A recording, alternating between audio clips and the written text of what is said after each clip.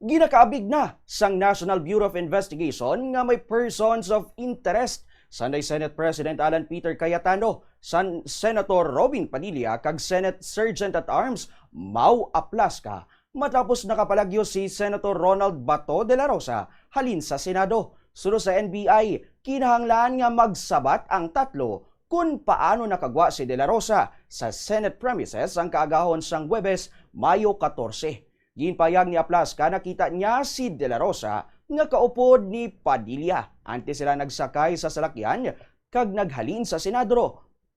30 minutos makaligad ang alas 2 sang kaagahon.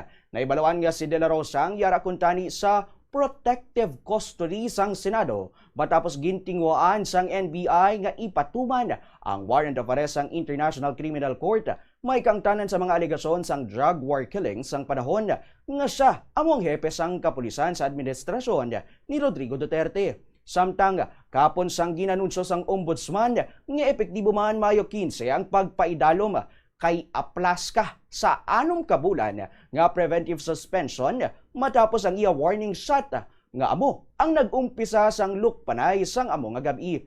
Ang pagsuspend sa iyang magabuligban sa patas nga investigasyon agud nga wala sang impluwensya suno sa ombudsman. Yari si NBI Director Melvin Matibag. Na dapat natanungin dyan ay si Senator Robin Padilla kasi siya yung huling kasama at saka yan sa Sergeant of Arms dahil siya yung nakakalab ng patkilos doon sa Senado. So to a certain extent, there are persons of interest doon po sa pagkawala ni Senator Bato de la Rosa. Nagpaputok, wala naman po mangyayari na putukan. Unang-una, kung hindi po sila tumawid, pumasok doon sa pintuan, papunta doon po sa bridge, papunta ng GSIS, wala pong mangyayaring ganon.